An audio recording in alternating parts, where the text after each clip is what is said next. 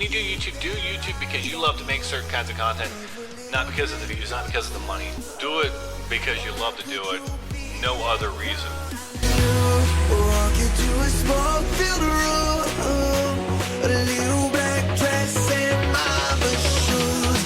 Easy me to be so. Hey guys, what's up? I'm Third Time's Charm.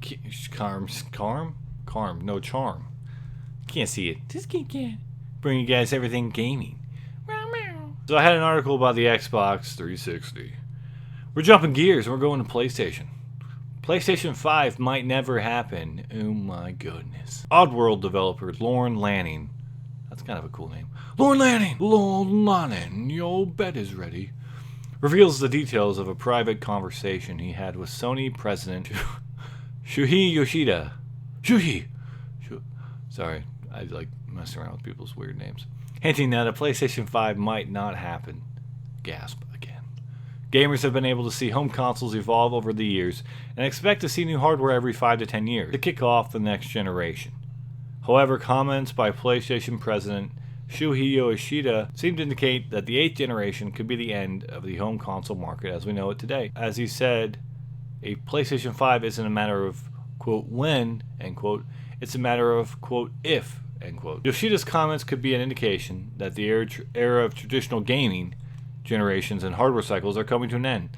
The alternative, it seems, would be instead of releasing a PS5, that Sony would continuously release a slightly upgraded version of its latest hardware, not unlike how smartphones are released. Actually, now it's officially, I think, called the PS4 Neo.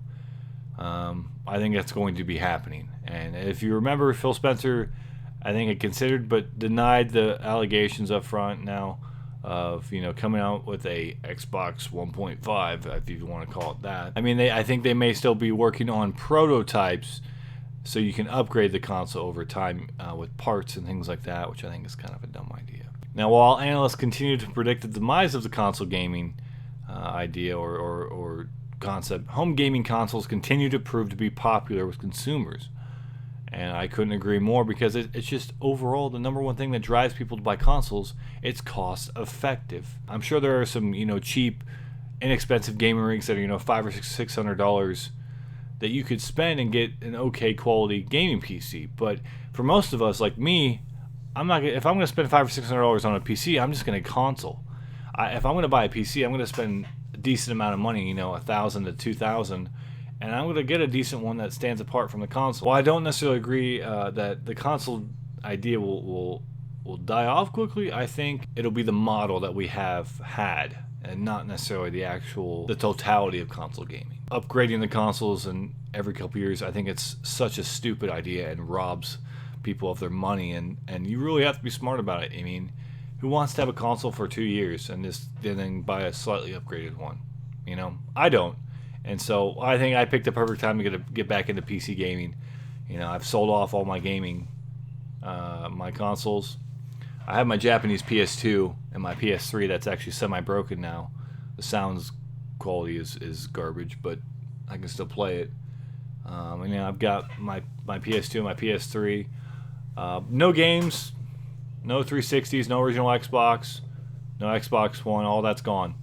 Now I have a gaming PC that I've had for a month and a half now, and I'm trying to get back into gaming PC.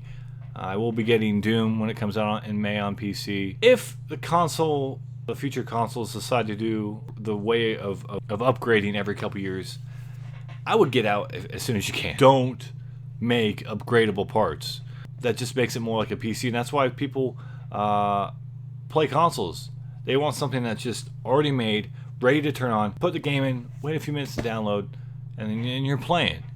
None of this, let me adjust the resolution, or let me adjust the graphics, this is too high or too low.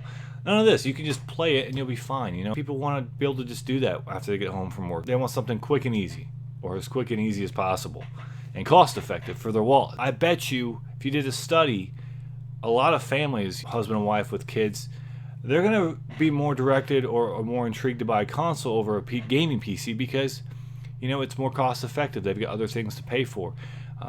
It's easier for them to all play together maybe. You can't put 4 or 5 keyboards necessarily hooked up to one gaming PC and play all together.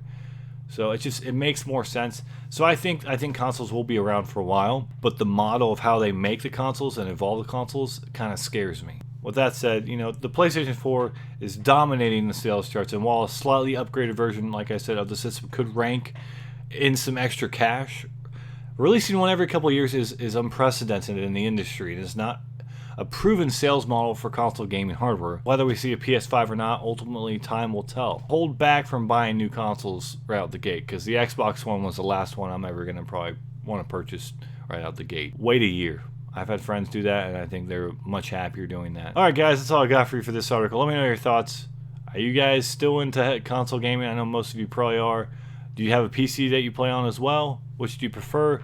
Or are you going to be transitioning from PC to console or console to PC anytime soon? Or do you want to? Let me know your thoughts, guys, below. And until next time, guys, I'm Third Time's a Charm. You can't see it. You can. Bringing you guys everything gaming.